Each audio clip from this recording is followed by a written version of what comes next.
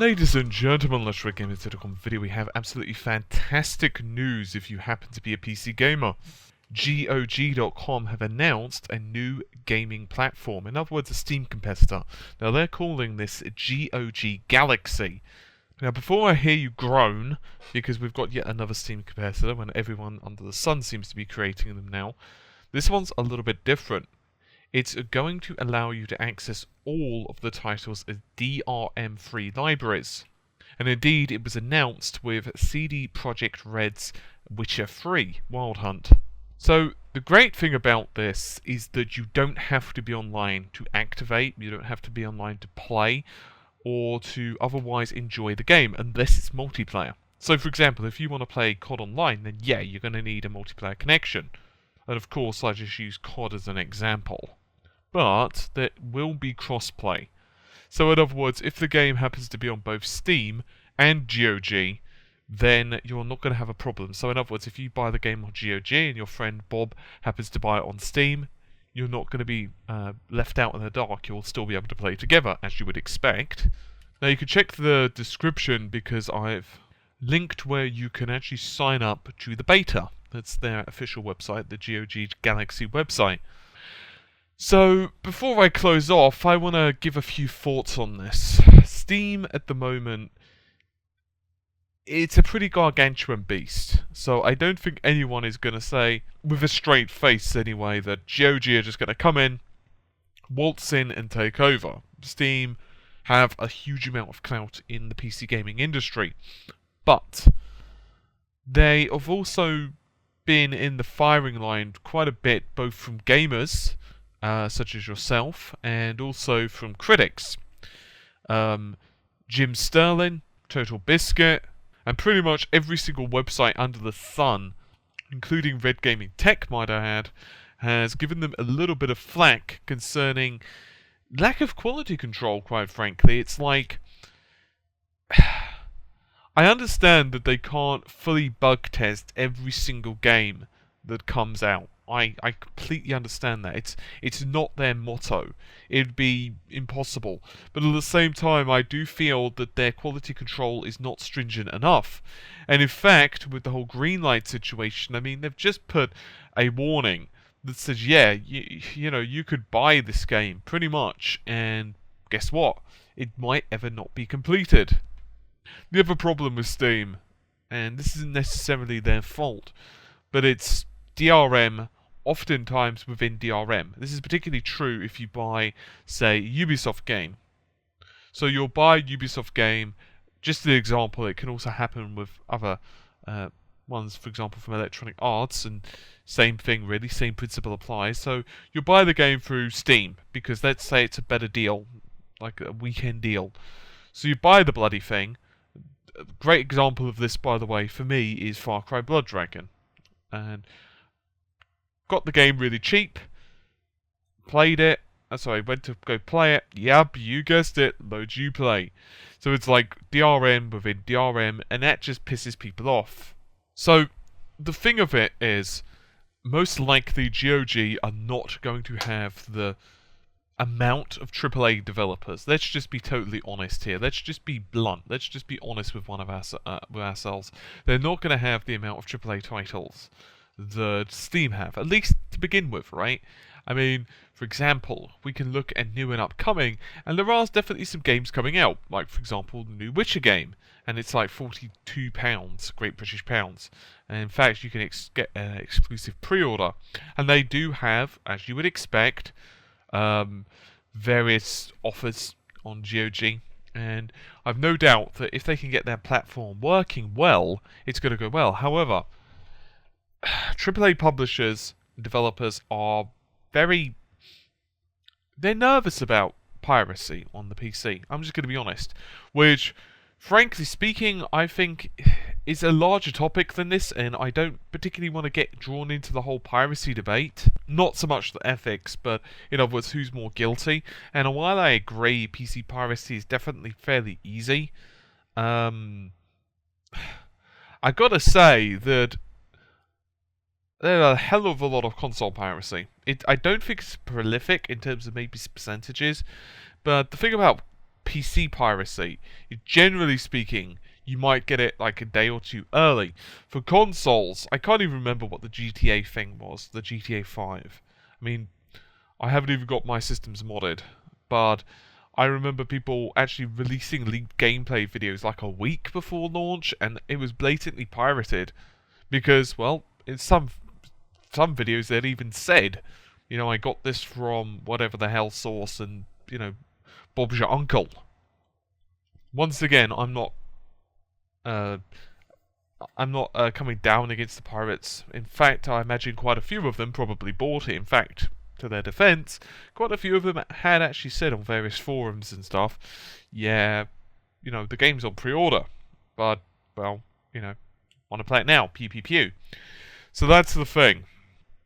But the bottom line is, for many, the idea of releasing AAA titles on a platform where they effectively don't really have control at the end of the day, and I could kind of understand that from the perspective of a content publisher.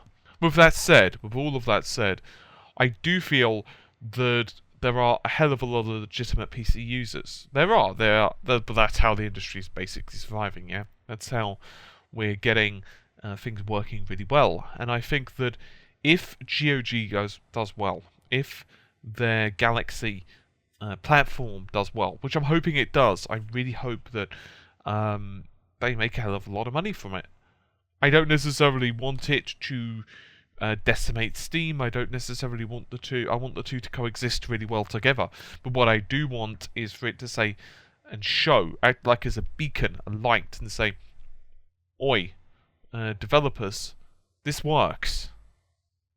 Because, quite frankly, if it does, brilliant.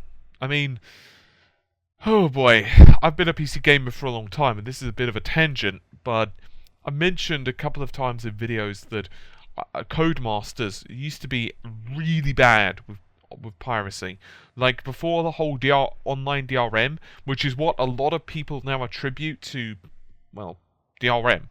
Everyone's like, oh my god, I hate the whole signing online thing. Yeah, the thing was, back in, like, early PC, not early as in, like, you know, not as in, like, I don't know, when DOS used to be the thing, but I'm talking when CD drives were standard, DVDs were starting to take off, and you know, early 3D accelerators like the Voodoo 2, Voodoo 3, those type of eras, like late 90s, early 2000s, basically before Steam became a thing. And a couple of Codemasters games, I believe one of them was Colin McRae Rally, I don't remember the version number, I don't remember if it was 1 or 2 or what, but it was so bad, the anti-piracy measures, because basically people were using like daemon tools back then. So you'd borrow the game off your friend, you know, Billy, and you would basically clone the game. So basically it started to figure this out. So you actually had to have the legitimate CD drive in. So you'd install the whole game data onto your local hard drive, but then it would basically do like a genuine check, right?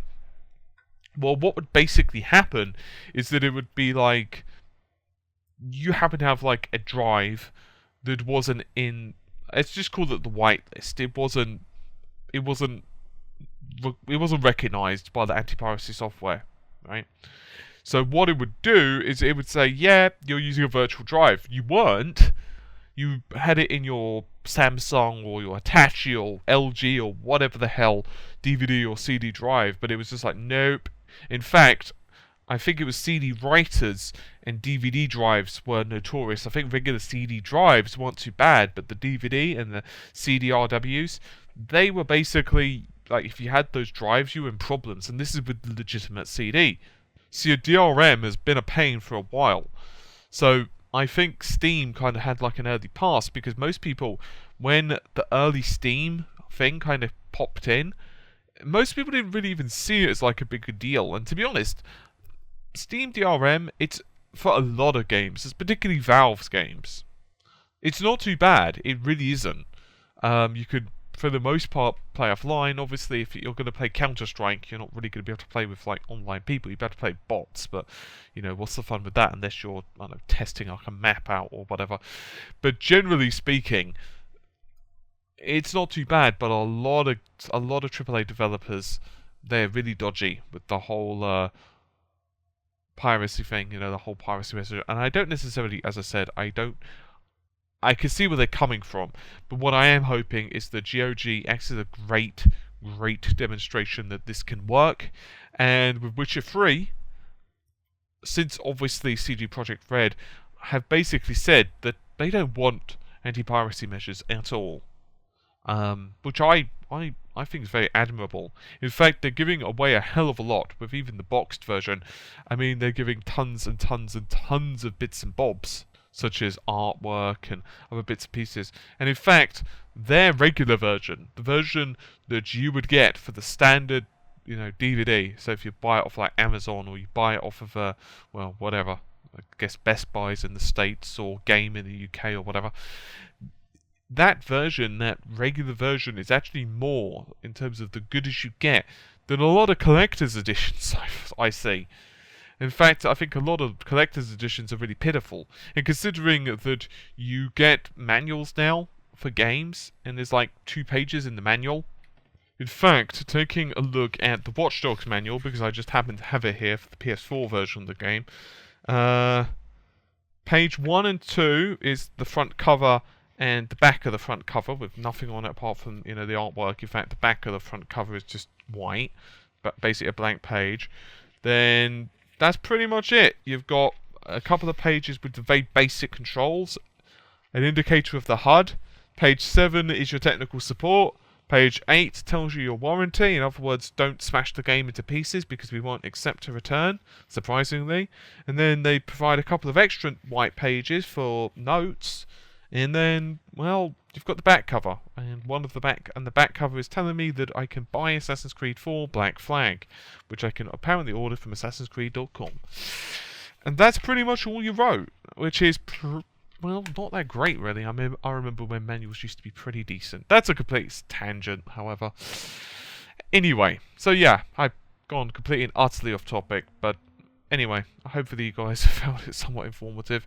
In case you're wondering why there's only one video from me today, and not much else, there's 2 reasons. One, I'm working on something in the background that I can't discuss yet because I'm under NDA.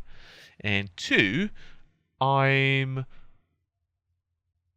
basically doing a lot of stuff on the website. I'm trying to set up the forum, sort out the permissions, and in addition to all of that, I've also sorting out the media side of the website as well, so that we're going to be going all on Azure technology for cloud, so we're going to be much faster and basically setting it up for media.